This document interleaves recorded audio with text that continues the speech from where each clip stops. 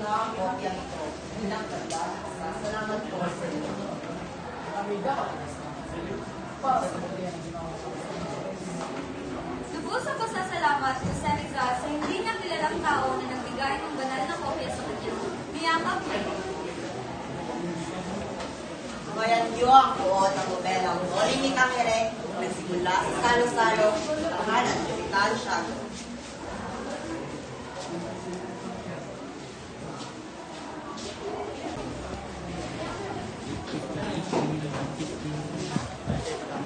Kunin mo ko. Hindi si Maria Clara ang mga nabasa, ang mga sulat, sa kanyang mga mahal, Cosmos.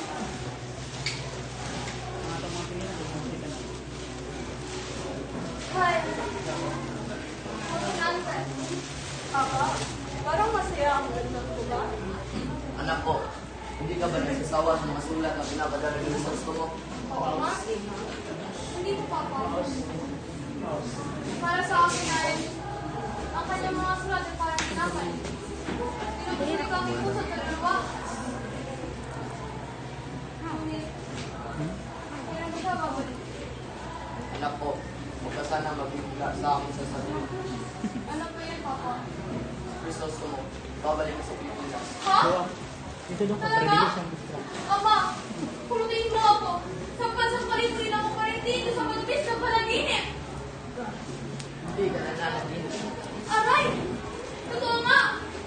Ama, ang saya-saya mo. Mas masaya ko sa mga ipon at sinindahan tuwing umaga. Ngunit, kailan nga ba siya babalik? Dari, dapat sa pwesto. Wait lang, relax. Kita masyado, kita yaman rin yaman. Mag-aanda ako ng salo-salo para sa kanya. Tia! Hindi ko ba yun? Babalik na siya!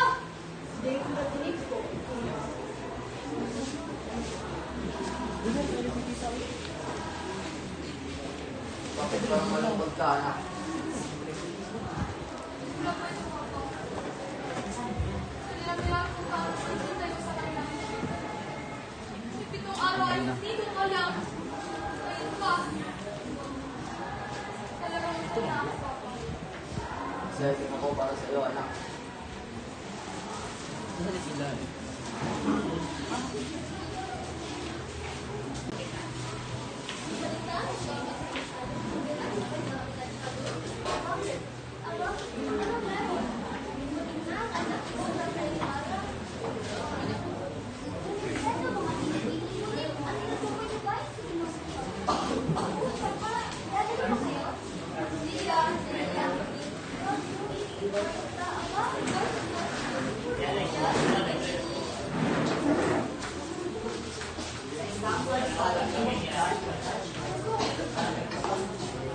Kayo, sila Patrick, ang Patrick sa Bible.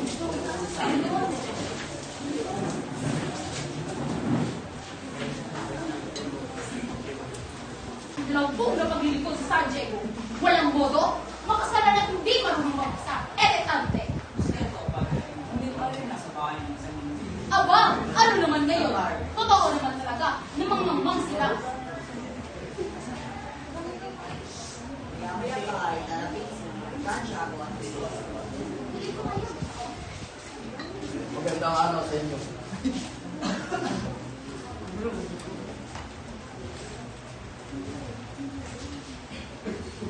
Nag-abel ako ng pakilala sa inyo. Ang anak na aking umahang kaibigan. Siya si Jesus Tomo Ibarra. Magandang araw po, Senyor.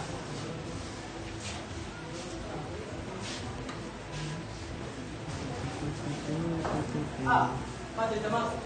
Wala, Padre. Samantaling kaibigan ng aking. Hindi ako bingi. Narinig ko yung mga sinabi, pero nagkakamali ka na ako naging kaibigan ng iyong ama. Michelle Padre. Ikaw ang anak ko ng kayo. Hindi po kayo nagkakamali. Maligayang pagbabalik galing sa Europa. Kilala ko ang iyong ama. Tama na muna ang pag-usap at tayo ay kakain muna. Sir, relax lang. Gulo man, sir. Hindi. Sige, tuloy mo na yung paklaro na pagbuo. Sige na, matatanggap ko naman. Nungit, ikaw ang padre sa lugar na ito. Ay, Malis ka na ma. Ako na lang uupo. Ay! Yung demonyo! Ganyan ba ang sama pagtapos sa kamisida? Bulag ka ba? Hindi naman ako bulag. Sa katunayan, mas malinaw pa ang aking mata. Pinagmamasdan ko na kasi ang kulot mo.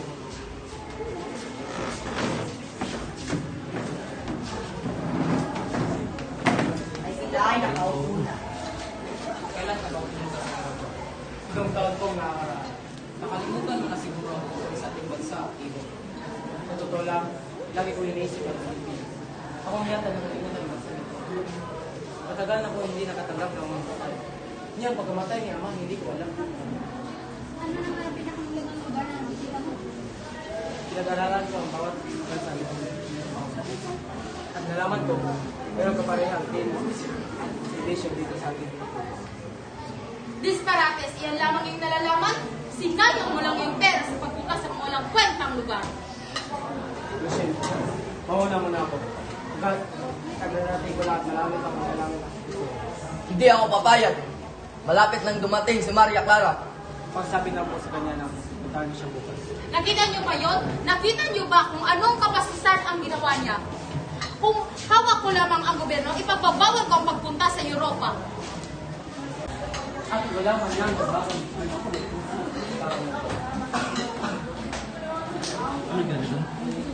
May biglang magpapatong ng kamay sa kanyang balikat. Senyor, kilala ko ang iyong ama. Parang kilala niyo po ang aking ama. Maaari ba magkaroon paano siya namatay? Hindi mo alam. Alam mo naman siguro kung saan siya namatay. Hindi ko ba po alam. Wala man lang ba nagsabi sa bilangguan siya namatay? Sino ang namatay sa bilangguan? Ang iyong ama. Ano? Nasaan niyo ba ako? Kilala niyo ba ang ama ko? Diba sabi mo kanina ikaw ang anak ni Don Rafael Ibarra? Bakit siya namatay sa bilangguan? Kahit parangal yung ama, nagkaroon din siya ng mga kaaway. Pero ang isang artilyo na umabol sa mga bata nang aasar sa kanya. Kamalasan, nakialam ang iyong ama. Maya't maya'y namatay ang artilyo dahil sa apoplexy.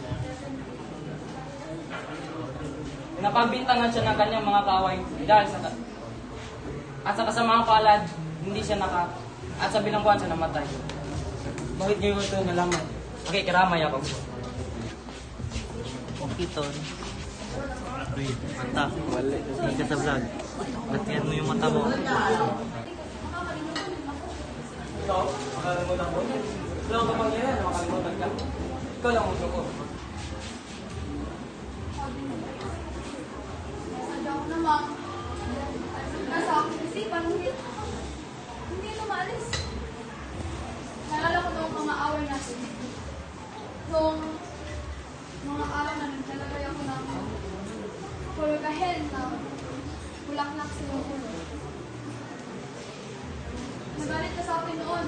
Ngunit, ginawa yung gawa na niyo ama. At kung isang araw na yung nandito din ako, nilagyan mo ulit ako na. Ngunit, hindi man lang pinalipas sa pitong minuto ang aming pag-uusapan.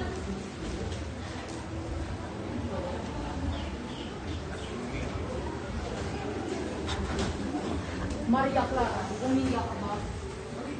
Takbil. Dapat pala Takbil.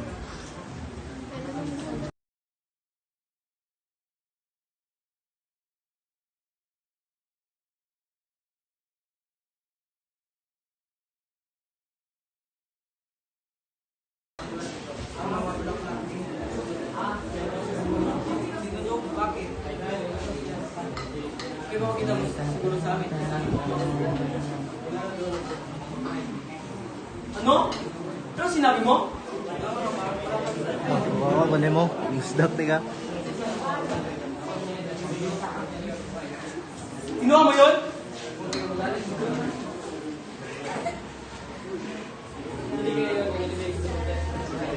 Buti naman hindi mo yung ginawa. Wala ka naman kaya ay nilapot ko lang sa iyo. Pagkatanga mo talaga! Loten! Lotes? As simbahan sa Espiritu. Anong ginagawa niyo doon? Anong nangyari sa'yo, anak ko? Sumpa ka ba? Narel po ako ng Guardia Civil. Buti na. Anong ginagawa ni Pascal sa pinuntahan. Nagbintangan po siya ng nakang 2 onsa. Nagnakaw? Mabait si Crispin. Hindi porke mahirap tayo ay tayo na dapat na kanilang pagbibintangan.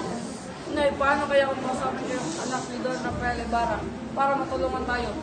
Ayaw ko na maging sakristan. Magiging pastol ako bakat kalabaw. Pag malaki na ako, hihiling ako kay Barang lupa. At pag-aaralin natin si Crispin sa Manila. Ahon tayo sa hirap, inay. Oo. Oo, anak ko. Ito ba? Walang paggalang? Di na lang mabigay po kayo sa mga paggalang sa mahalika. Sa takal-takal sa mga Nakasilubong ang mag-asawang Alvarez, ngunit tinitingnan lamang sila nito at sukat. Kakaroon na. Saan ang mag-asawa? Doon ang walang asal sa kaaway.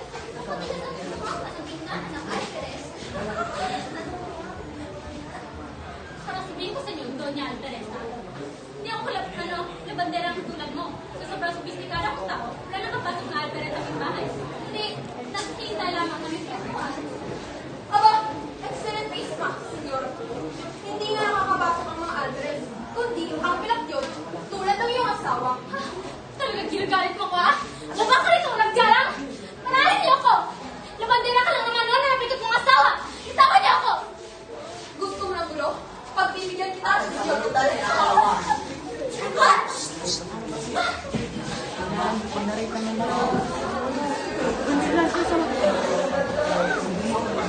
Bigyan mo yan, safety kami. Kung wala kayong pera, huwag na kayo sa taong bayan. Makakuluan na kayo. Pwede mo ba ang asawa mo? Ikaw, walang ulo! Hindi nga mayaman, pulisayan sa lupa mo balik. Tigil ka, Andres, kung magalit-gusta ka sa amin ay para sa ganda ng iyong moral. Fuck you, mga binibini.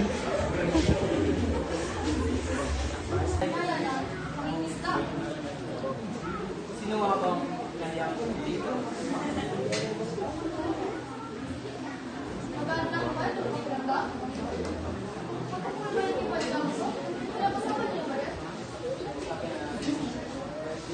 Kung Fu Panda.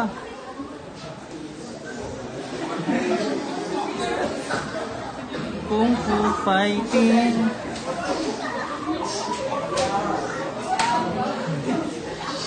Ah, buhaya! Tayo na, buhaya. Nakaputi yung buhaya.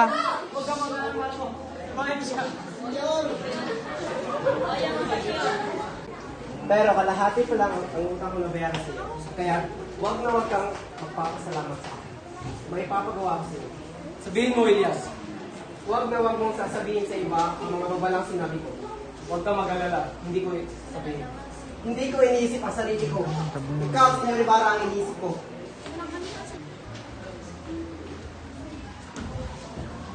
Mahal mo. Tama na.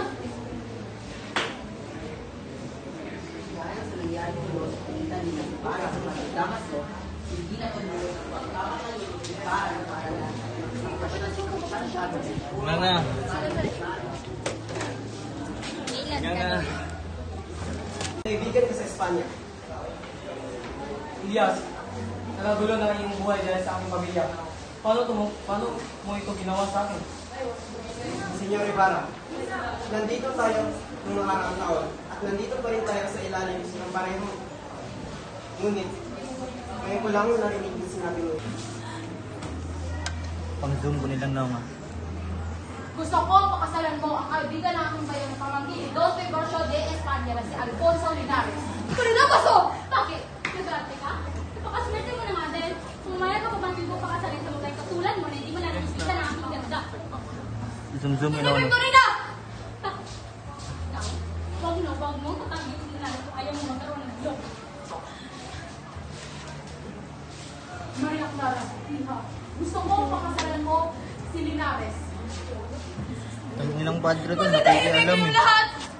Desisyon ka Ano ba, ka Father? naman yun? Diktahan ang aking puso! Tama. Aking puso din naman para lang kung kay Jesus